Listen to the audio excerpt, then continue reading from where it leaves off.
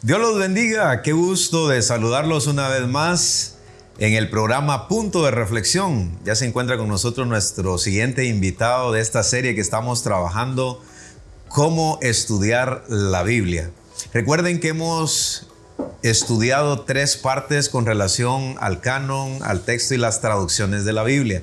No podíamos comenzar sobre cómo o qué aspectos incluir a la hora de estudiar la palabra de Dios si no conocíamos de primera mano cómo se conformó la Biblia, cómo Dios utilizó a estos hombres de Dios y finalmente las traducciones que se dieron en el tiempo. Con el pastor Eric Ramos estuvimos hablando esa parte. Con nuestro siguiente invitado vamos a hablar del primer método de interpretación bíblica, porque yo sé que le apasiona la palabra de Dios, yo sé que la Biblia es la palabra de Dios. La familia a nivel personal pues nos motiva a estudiar la escritura en los púlpitos, los domingos cuando venimos o los jueves posiblemente en los estudios bíblicos. Hoy vamos a iniciar entonces los métodos de interpretación bíblica, principios de cómo debemos de aplicarlo a la hora de estudiar la Biblia. Quédese con nosotros porque venimos con este tema que le hemos denominado el contexto. Muy importante aplicarlo a la hora de estudiar la Biblia. Punto de reflexión. Un tiempo de diálogo ameno con expertos bíblicos, hablando sobre temas actuales y aplicaciones prácticas, con el presentador Marvin Coronado.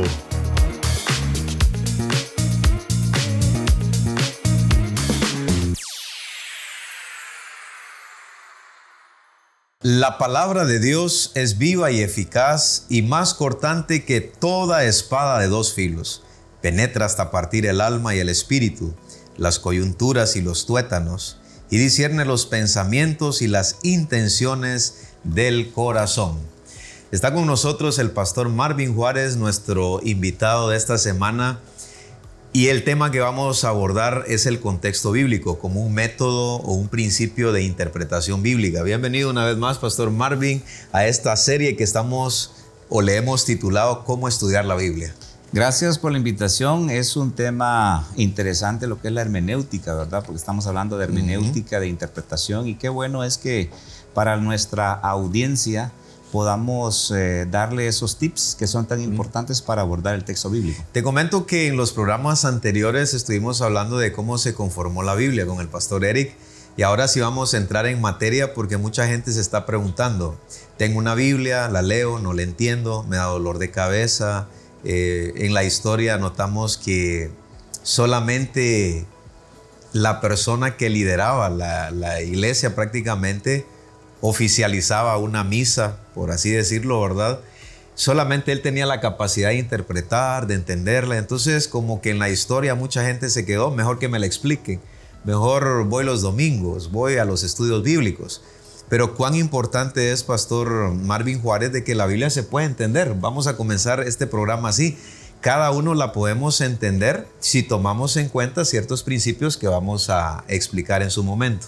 Uno de los postulados que surge de la Reforma Protestante es el libre examen de las Escrituras. Eso indica que todo cristiano tiene la responsabilidad y la oportunidad, y llamémosle así, y el derecho de venir a las Escrituras y hacer un estudio de acuerdo a los principios de la hermenéutica, no solamente guiándose por lo que otros enseñan, sino como hacían los creyentes de Berea, yendo al texto para saber si lo que oían era así.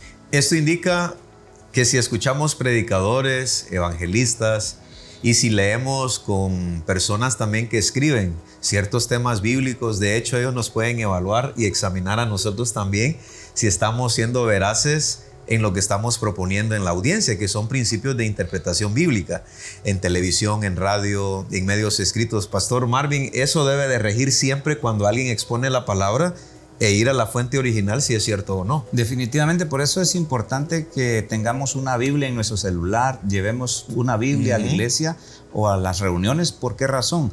Porque así podemos comprobar si el texto realmente ha sido leído como se escuchó, y también podemos nosotros hacer uso de un juicio, de una lógica, de conocimientos previos que tenemos de la Biblia para saber si la predicación que oímos realmente está acorde a una sana interpretación.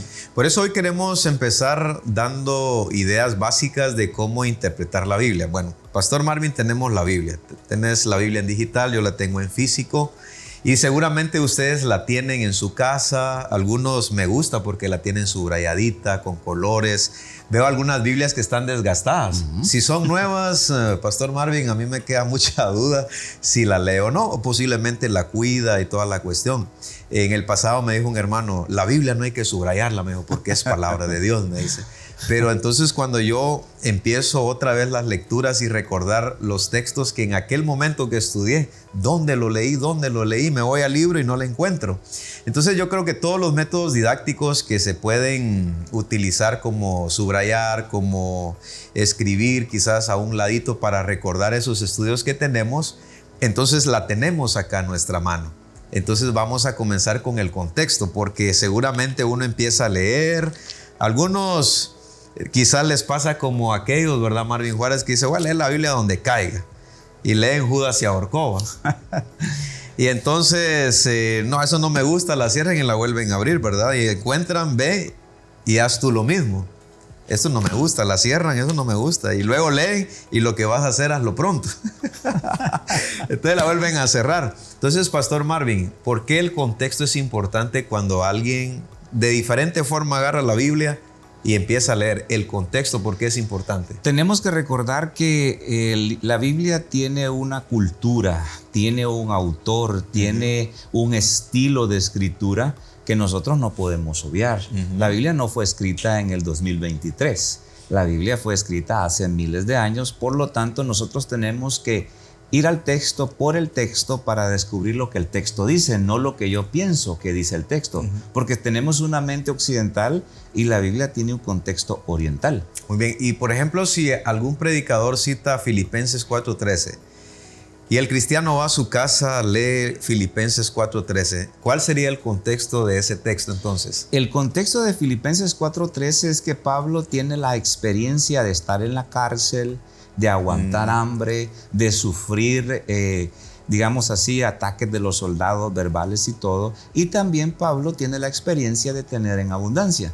Entonces Pablo dice que él todo lo puede, pero ese todo lo puede no es que me tiro de un parapente porque todo lo puedo en Cristo, me tiro de un paracaídas porque nada que ver. El contexto habla de tener y de no tener alimentación, sí, pues, de tener abrigo y de aguantar frío. Entonces Pablo está diciendo que él todo lo puede en ese contexto. No es que si yo me voy a tirar de un paracaídas, todo lo puede en Cristo. No es el contexto de un paracaídas, por ejemplo. Y eso es bien importante porque ayuda a la interpretación bíblica. Hay dos cositas que quisiéramos ahora abordar, Pastor Marvin Juárez. El primero es algo que se aprende en teología.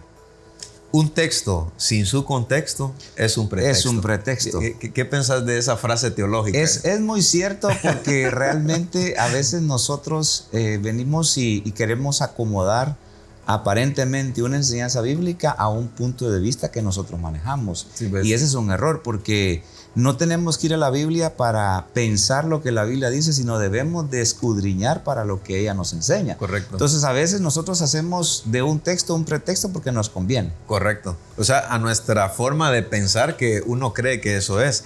La otra cuestión es que hay tres contextos. En teología se estudia eso. El inmediato, el mediato y el remoto. Así es. Otra vez el mismo texto de Filipenses 4:13. ¿Cuál sería el contexto inmediato, el mediato y el remoto de ese texto bíblico? Por ejemplo, el contexto inmediato son los versículos o los párrafos que anteceden y los que están después de ese versículo. Ese sería el inmediato. El inmediato. Correcto. El contexto mediato representa el libro completo. La carta completa de Filipenses. La carta. Y el contexto remoto es en otras partes de la Biblia. Toda la Biblia que dice en relación a poder hacer algo en Cristo. Esto es bien importante, Pastor Marvin, porque, por ejemplo, si en el Nuevo Testamento se habla, por ejemplo, del matrimonio, algo tiene que ver también el tema en el Antiguo Testamento. Claro que sí. Lo que tenemos que hacer es hacer una comparación y un cotejo, un paralelismo de los pasajes para entender la enseñanza y el principio que subyace sobre del tema del matrimonio. Y por eso es que comenzamos con los contextos inmediatos al texto, ¿verdad? Porque digamos, si abordamos el tema del matrimonio, voy a pensar en Mateo capítulo 19, que es un gran temazo que ahí aparece, que es el tema del divorcio. Y fíjense que el texto, para la audiencia que está aprendiendo el contexto, nos lanza al contexto de una manera directa, porque Jesús cita a Moisés. Claro, de hecho le mencionan que Moisés, ¿por qué Moisés permitió eso? Ajá. Y él dice, por vuestra dureza. Y es algo importante que ya que tocaste un tema así espinoso, me gustaría ponerle un poquito de pimienta y hacerlo un poquito más atractivo. Por ejemplo, cuando ese pasaje dice que a no ser por causa de fornicación o salvo por causa de fornicación, quiero citar un análisis que hace el doctor... ¿Cormachea? No, es el doctor cubano, que se me escapa el nombre ahorita, Gerardo de Ávila. Muy bien, me llama la atención porque Gerardo de Ávila dice que nosotros como con una mente occidental, fornicación es una relación sexual fuera del matrimonio. Pero en la mentalidad judía, fornicación representa infidelidad, no necesariamente solo a través del sexo.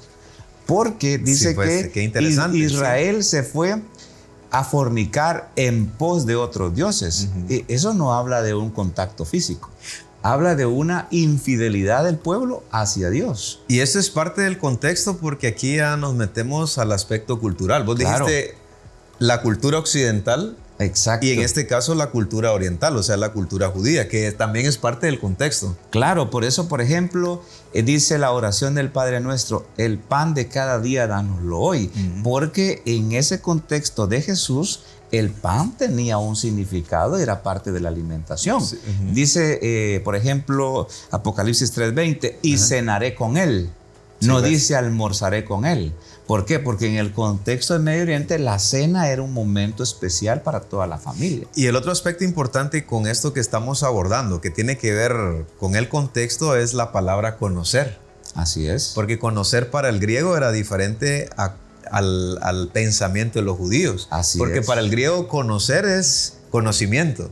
Así es. Pero para un judío es una cuestión más relacional. Es una experiencia, y eso se nota, por ejemplo, el término conocer es el término hebreo yadah, que significa conocer mediante la experiencia. Por ejemplo, dice Génesis 4:1, y conoció Adán a su mujer, pero no le dijo mucho gusto de saludarla como nosotros decimos, yo la conozco.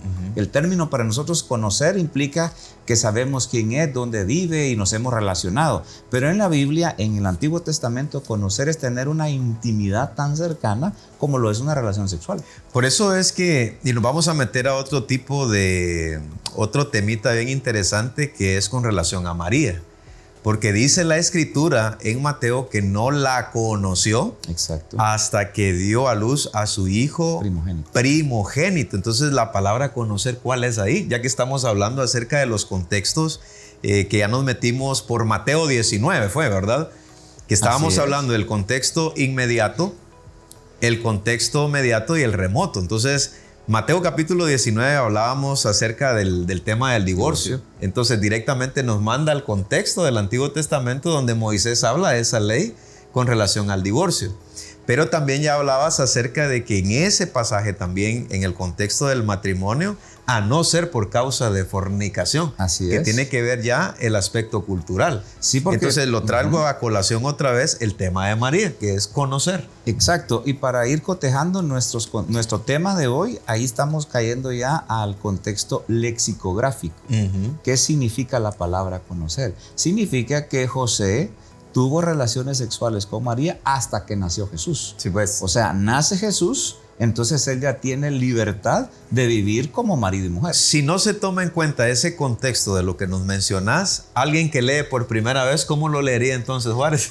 Entendería de que la vio por primera vez, sí, comenzó pues. a tener contacto, platicó, la saludó, su nombre. O sea, porque para nosotros conocer no tiene la idea de tener relaciones sexuales. Sí, pues esa es la importancia del contexto bíblico como uno de los primeros métodos que estamos abordando para conocer el texto o la interpretación de lo que Dios quiso hablar a través de esos hombres de Dios. Quédese con nosotros porque continuamos con el tema, el contexto bíblico.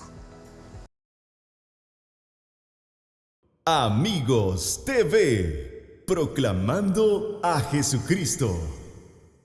Dios los bendiga a todos aquellos que se están incorporando al programa. Realmente estamos abordando este tema bonito, cómo estudiar la Biblia. Y estamos en este tema particular, pues el contexto bíblico, muy importante cuando uno quiere interpretar lo que Dios dice que debemos de analizar, el verdadero significado del texto. Estuvimos hablando de Mateo capítulo 19 con nuestro invitado, el pastor Marvin Juárez, y directamente en el versículo 8, verso 9, dice la palabra. Él les dijo: por la dureza de vuestro corazón, Moisés os permitió repudiar a vuestras mujeres, pero al principio no fue así. Y yo os digo que cualquiera que repudia a su mujer, salvo por causa de fornicación, y se casa con otra, adultera, y el que se casa con la repudiada, adultera. Estuvimos hablando el factor cultural. Vos mencionabas unas palabras técnicas de interpretación. Sí, realmente, por ejemplo, tenemos que abordar el contexto de los judíos, prácticamente. Sí, ¿Por pues. qué razón? Porque ellos tenían un concepto de fornicación más amplio que el que nosotros tenemos. Por ejemplo, Santiago dice: oh almas adúlteras, ¿no sabéis que la amistad con el mundo es enemistad contra Dios? Pero ¿cómo así almas adúlteras si no estamos teniendo relaciones sexuales? El problema es que la infidelidad hacia Dios se interpreta casi como el nivel del adulterio. En el Antiguo Testamento, Dios hablando a los profetas, siguiendo el pensamiento judío, dice Dios claramente a través de los profetas que el pueblo se había prostituido. Así es. Y no había sexualidad. Y para nosotros prostitución es ir a prostíbulos, a burdeles, digamos a fornicar o adulterar. Literalmente, a bares. físicamente, exacto. Entonces el pueblo se prostituyó en pos de otros dioses, pero no tuvieron sexo con otros dioses. Eso indica que en la cosmovisión hebrea, el término fornicación implica actos de infidelidad que no necesariamente solo se limitan a lo físico, sexualmente hablando. Y hablando del contexto bíblico, en este sentido, ese texto que estamos leyendo, porque recuerden ustedes que el contexto es lo que está atrás del texto o adelante, el factor cultural, autor que vamos a hablar acerca de ello, el Antiguo Testamento, toda esa parte. Entonces quiere decir, pastor, que no solamente se limita al aspecto sexual, sino que estamos en nuestra cultura, sería como faltar a los votos nupciales. Prácticamente, o sea, el concepto hebreo de fornicación y adulterio, aparte de incluir el acto sexual, es más amplio en su criterio. En cambio, nosotros nos limitamos a ese puntito nomás. Y lo que pasa es que como también hay otro pasaje de la Biblia que dice hasta que la muerte nos separe. Pues realmente da a entender el pasaje así, aunque no aparece la frase exacta, ¿verdad? Pero la idea es que el matrimonio es hasta que uno de los dos muera o mueran los dos, ¿verdad? Quiere decir que puede existir entonces golpes físicos, ¿verdad?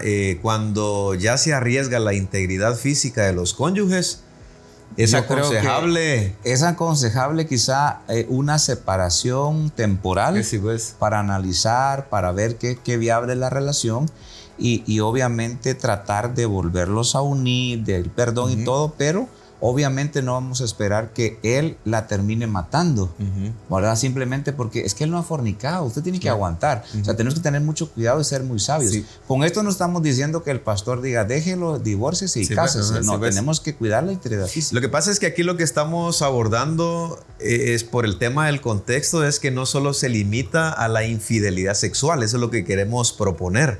Porque en el original o en el contexto de lo que se quiere dar a conocer es que no solamente es la infidelidad sexual, sino también son golpes.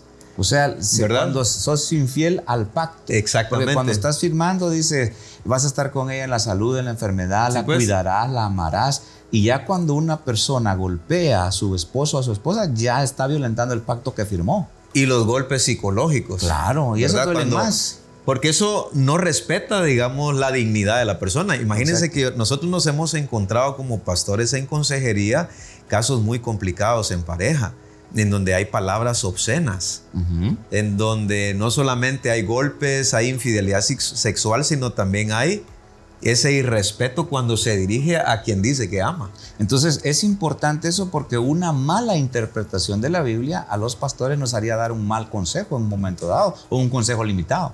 Sí, porque alguien puede ser fiel sexualmente, pero... Y casi matar de golpes a la esposa. Y solo porque no ha cometido sexualidad tiene que aguantar. Entonces ahí cometemos un error por no tomar en cuenta el contexto. El contexto en el que fue escrita la Biblia. Ahora, yo quiero abordar este otro tema que estuvimos tocándolo en el segmento anterior, que es el tema de conocer, que es el caso de María, porque algunos dicen que María pues no vivió como una esposa, como vive toda mujer casada. Entonces, en ese sentido, Pastor Marvin Juárez, el contexto nos dice que vivió como una esposa, como cualquier mujer que vive casada con su esposo. Así es. Que tiene relaciones sexuales. Y la Biblia menciona los nombres de los hermanos de Jesús y menciona que tuvo hermanas. O sea que al final José con María vivieron como marido y mujer, aunque haya mucha gente que no lo quiere aceptar. Sí, pues. Y eso no le va a quitar también que fue una mujer santa, porque tenemos que aclarar eso. En varios contextos eclesiásticos dicen que María fue aquí, que allá. Es una mujer santa. Así es. Y eso lo dice la Biblia. El contexto, ¿verdad? Lo dice claramente que fue una mujer usada por Dios para traer al Hijo de Dios. Dios la utilizó directamente. Pero en este aspecto que estamos hablando dice que José fue su esposo. Así es. Entonces ahí concluimos que vivió como se vive en toda relación matrimonial. Pero vamos a avanzar en el contexto porque hay otros aspectos importantes que se deben de tomar en cuenta. El autor, el destinatario, así es, ¿verdad? La fecha, el lugar y el propósito. Hablemos de estas 5 cositas porque creo yo importante que alguien cuando lee la Biblia, bueno, leo, pero ¿qué tengo que tomar en cuenta para no cometer errores en lo que estamos ahora hablando? Por ejemplo, pensemos en las cartas de Juan. Juan habla de que el que dice que Jesucristo no ha venido en carne, ese es el espíritu del anticristo. Entonces la primera pregunta es ¿por qué Juan escribió eso en esa carta?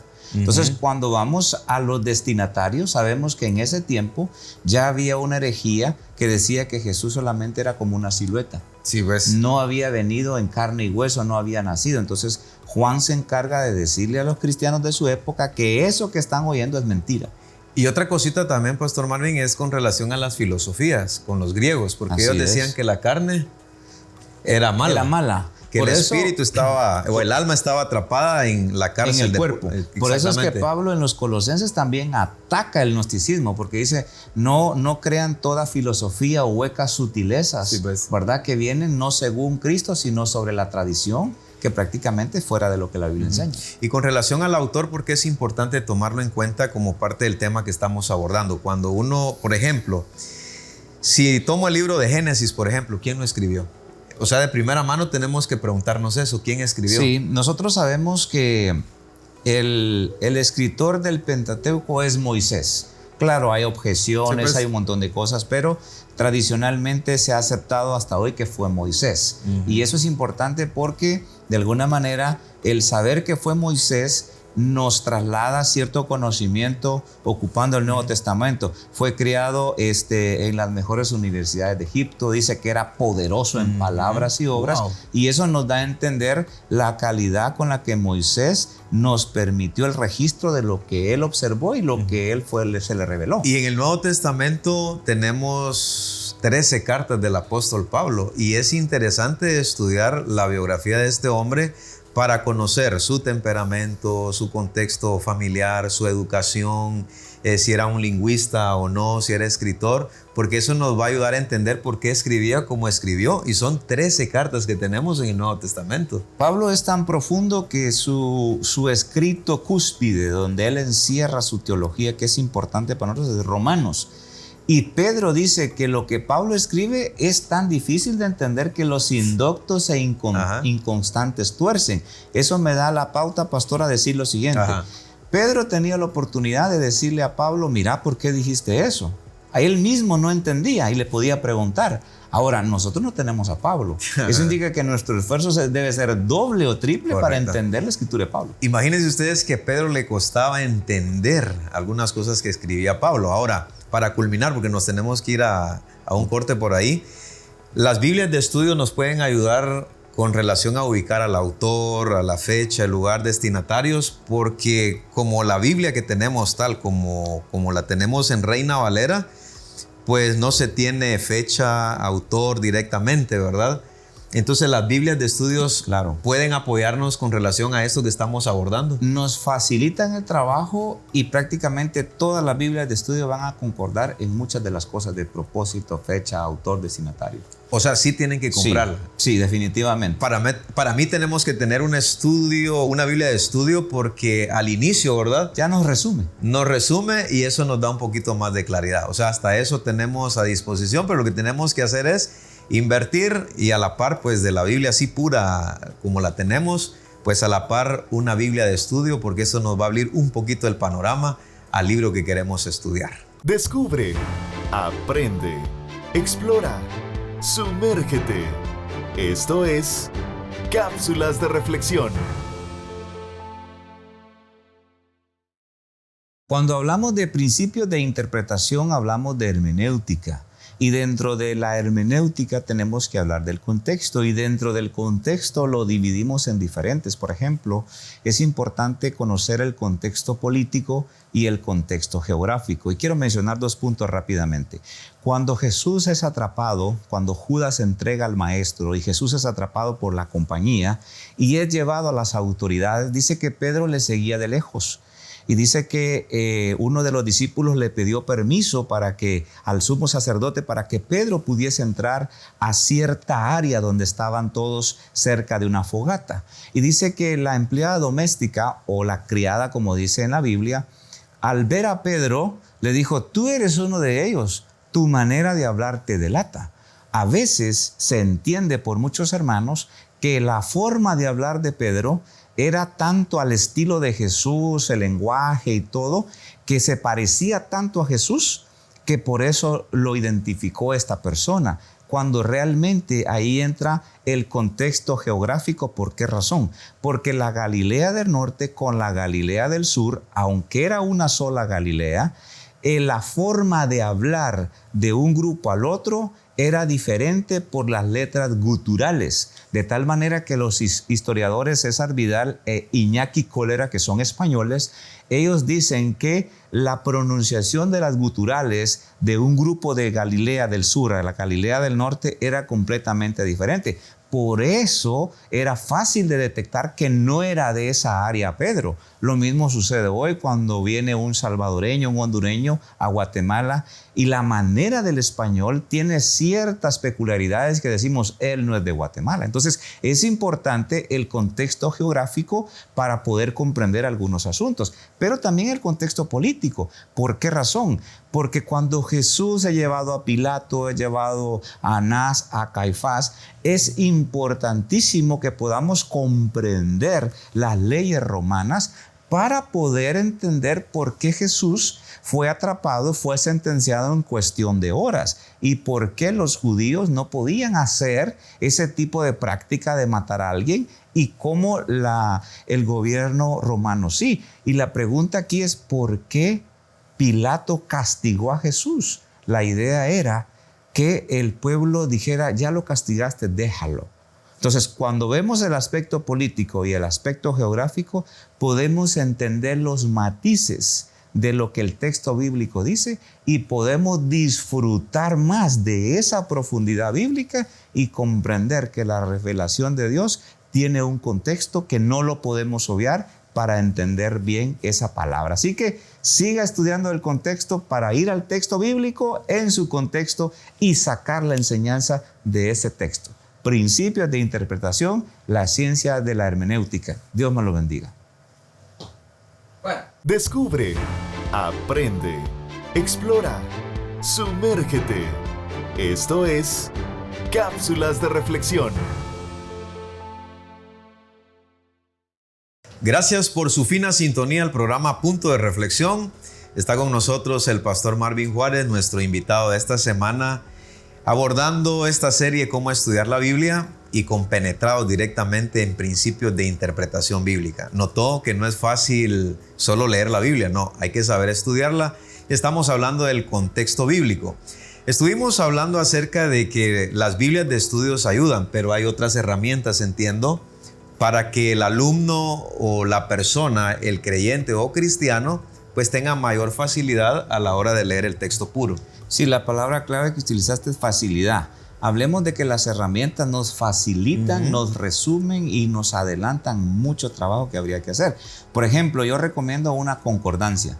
Porque la concordancia es, yo me acuerdo que el texto dice, sécase la hierba, marchítase la flor, pero no sé dónde está. Entonces la concordancia yo voy a buscar marchitarse. Sí, pues. Entonces me va a llevar a Isaías 41, que es el texto, o Isaías 40, que es donde está. Entonces la concordancia me facilita el trabajo. Sí, pues. Y si es una concordancia Strong, por ejemplo, y yo ya tengo conocimiento de griego y de hebreo, nociones básicas, de una vez él me da la raíz de griego y de hebreo, pues, que me van a servir para profundizar en el texto. Esas herramientas ayudan para conocer ciertas cosas que a primera mano nos sería muy difícil, ¿verdad? Los diccionarios, por ejemplo, sí, para las palabras. Es importante porque las palabras tienen un significado etimológico que nosotros debemos de entenderlo en el contexto. Entonces, por ejemplo, hablemos del tema del amor.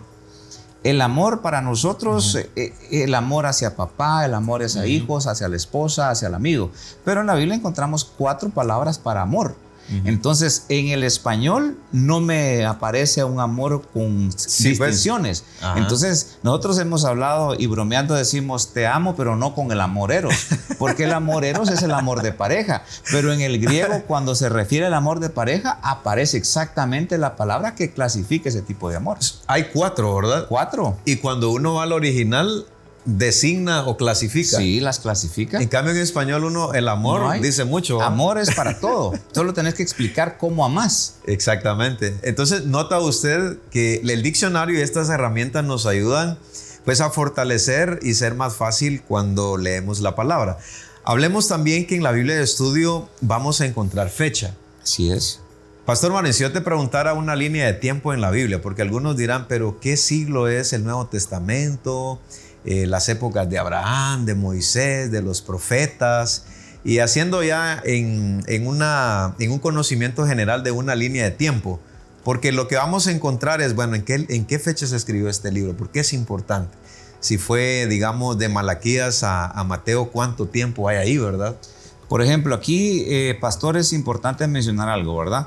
La cronología que manejamos es una cronología que un arzobispo irlandés, James Ussel, estableció, y hablemos de 6,000 años. Entonces, 6,000 años. La Biblia tiene un periodo de 1,500 años escrita por 40 autores. Entonces, la pregunta es, ¿por qué 1,500 años? Sí, pues. Porque de acuerdo a la cronología de Ussel, Moisés nace en el año 1400 antes de Cristo y el último libro fue escrito alrededor del 90-100, que fue Apocalipsis. Por eso es que decimos que la Biblia se fue escrita en un periodo de 1,500 años por cerca de 40 autores, ¿ya? Entonces, en la cronología de Ussel, el Génesis o la creación de Adán y Eva fue en el 4004. De acuerdo a la cronología de Ussel, Moisés nace en el año 1400 y Apocalipsis fue revelado en el año 100. Entonces tenemos un periodo de 1,500 años por 40 autores. Entonces ya citamos a Daniel en el 700, a Isaías en el siglo 8, Malaquías en el siglo 4 antes de Cristo. Y es interesante que antes de Cristo venimos en orden descendente. Sí, y después de Cristo vamos en orden ascendente. Eso es importante. Y lo bonito en el contexto bíblico, Pastor Juárez, es que si hablamos de los profetas, ¿verdad? En el Antiguo Testamento tenemos profetas mayores y profetas menores.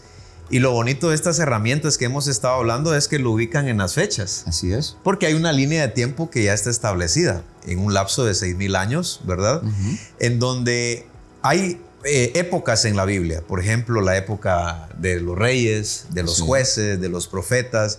Y este es interesante porque también de Malaquías a Mateo también hay una línea de tiempo, ¿verdad? Exacto, como Malaquías se escribió más o menos en el siglo 4 a.C. y hasta Mateo se vuelve a escribir, entonces digamos que hay 400 años de silencio en lo que Dios no reveló, no habló. Y cabe mencionar que en ese periodo se desarrolló los macabeos. Entonces, los macabeos que son bien conocidos, de alguna manera la revuelta de los macabeos y todo, eso se da en esos 400 años que teológicamente se le llama 400 años de silencio. Y por ejemplo, en el contexto bíblico se menciona el destinatario, es decir, a quién va dirigida el libro o la carta. Y esto es bien importante en el Nuevo Testamento, hablando de contextos, porque hay judíos y hay gentiles. Así es. Y esa parte es importante porque, por ejemplo, Santiago, la carta de Santiago, la pregunta es, ¿a quién va dirigida esa carta? ¿A cristianos judíos? ¿A cristianos gentiles? Dice a los expatriados en la dispersión. Exactamente. Entonces, esto es bien importante, el destinatario, porque entonces uno ubica a qué cultura está dirigiendo el pensamiento. Por ejemplo, hablemos de la carta de Pablo a los Corintios. Ajá. O sea, Corinto era un puerto. Entonces, de alguna manera, como era una ciudad portuaria, por eso Pablo tiene que mencionar ciertas cosas que solo a los corintios se lo menciona porque era un problema. Era por muy ejemplo, particular. Sí, por ejemplo, si la mujer se rapaba el pelo. Entonces dice, si la mujer tiene rapado el pelo, que se ponga un velo, dice. ¿Por qué razón? Porque dentro de la prostitución idolátrica, la mujer se rapa. Entonces, si una mujer de esas llega a la iglesia cristiana, obviamente ya no puede andar, como decimos vulgarmente, pelona, ¿verdad?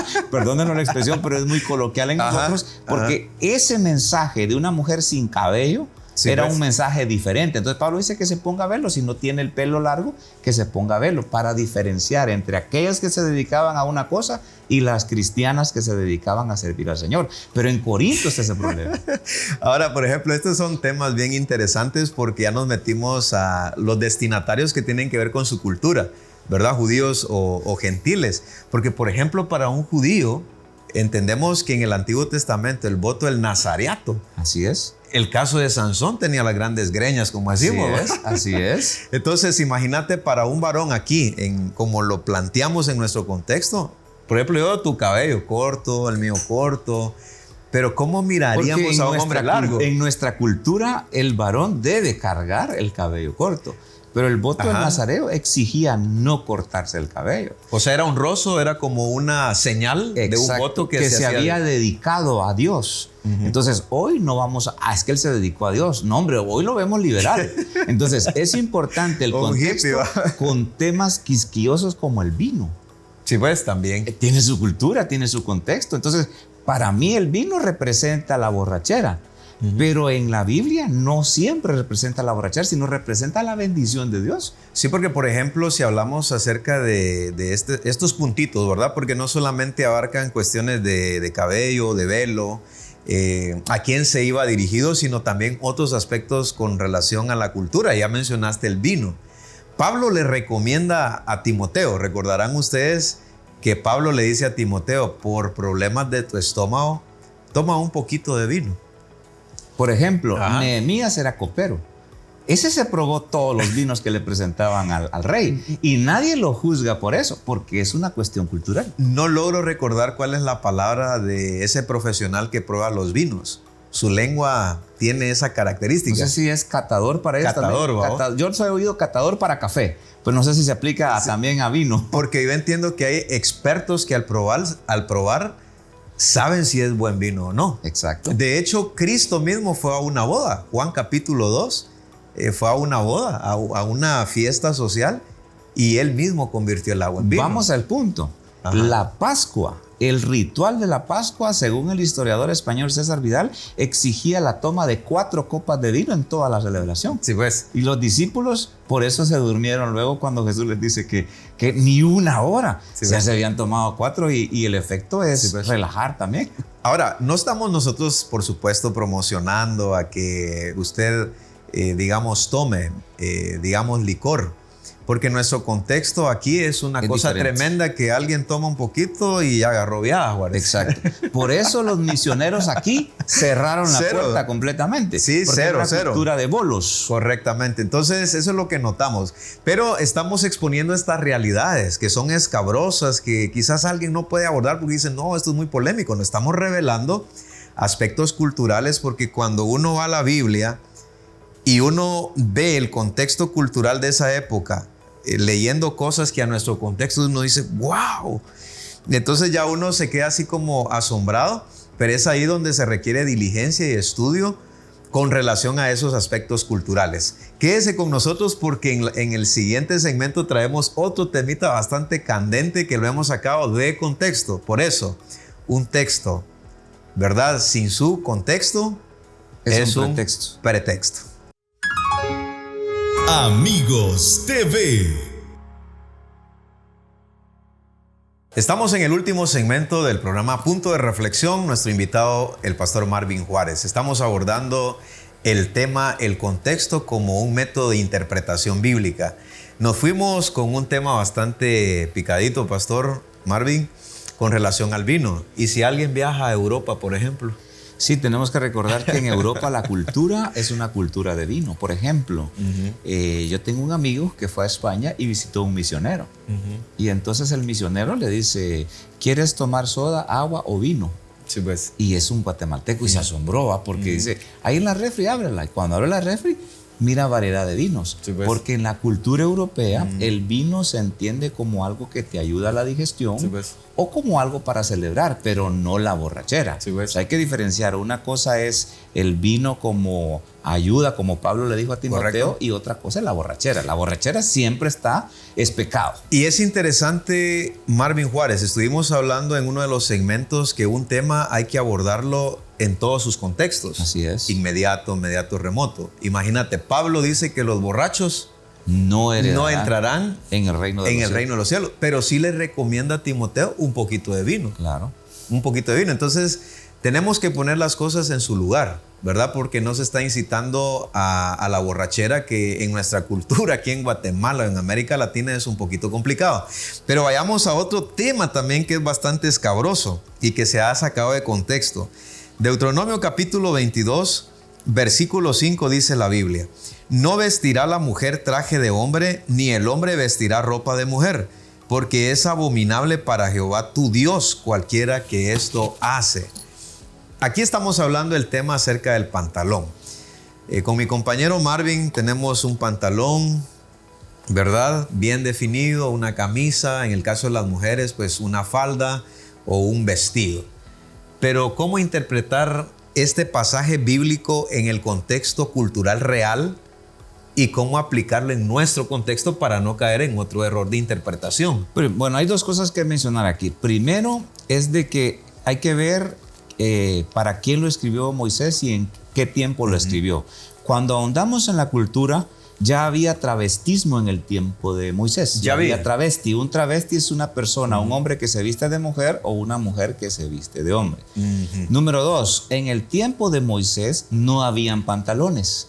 Entonces la diferencia del traje era el tipo de color que tenían los revuelos de la túnica. Sí, pues. Podía ser, pongámoslo así, no es que la Biblia diga, pero hagamos de cuentas que la mujer era de color rosado y el varón de color celeste, por inventarnos algo. Ajá. Entonces, Moisés está diciendo que la mujer no debe usar la ropa de hombre porque siempre debe haber una diferenciación de sexos, ¿sí? Ese es el principio allí. Debe haber una diferencia de sexos. Sí, pues. En aquel tiempo el vestuario era la túnica. Ahora correcto. Bien, si nosotros hoy queremos abordar el tema del pantalón, el tema del vestuario, tenemos que ahondarlo dentro de otros contextos bíblicos que nos dan la pauta y tenemos nosotros que analizar lo que sucede hoy en nuestro. Pero decir, Deuteronomio 22:5 dice que la mujer no debe usar pantalón, eso es meterle al texto lo que el texto no dice. Pero sí se puede abordar bajo otro tipo de principios. Sí, por ejemplo, Pedro dice que el atavío de la mujer no sea el externo, no sea, de alguna manera dice de peinados ostentosos, de vestidos lujosos, sino el de un corazón, y habla de pudor, de modestia. O sea que una persona, hablando de una mujer, y perdónenos las damas, puede violentar el principio del pudor con pantalón o con falda. Es decir, que la regla en el Nuevo Testamento, tal como se encuentra, es pudor y modestia. Claro. O sea, no hay una medida, por ejemplo. Si hablamos de una falda, vamos a hablar de una falda, porque eso se debate en muchas iglesias.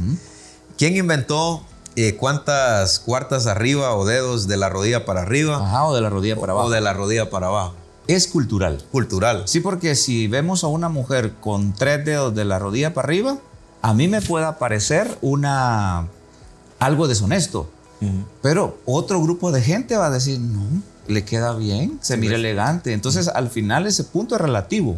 El Espíritu Santo Sí, es pues. el que nos debe de decir cuando yo estoy en deshonestidad, porque un hombre puede caer Sí, en pues. eso. Sí. Por ejemplo, yo vengo aquí Ajá. a las cámaras y yo me quito 2, 3 botones y enseño mi pecho.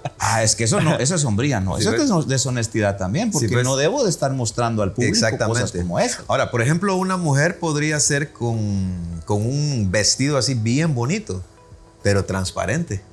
De nada le sirve que hasta lo arrastre. Exactamente. De nada le sirve. Entonces, el pudor y modestia sería el principio que va a regir tanto a hombres como mujeres, porque Exacto. uno de los problemas que tenemos en nuestra cultura de la iglesia es que le damos solo duro a la mujer.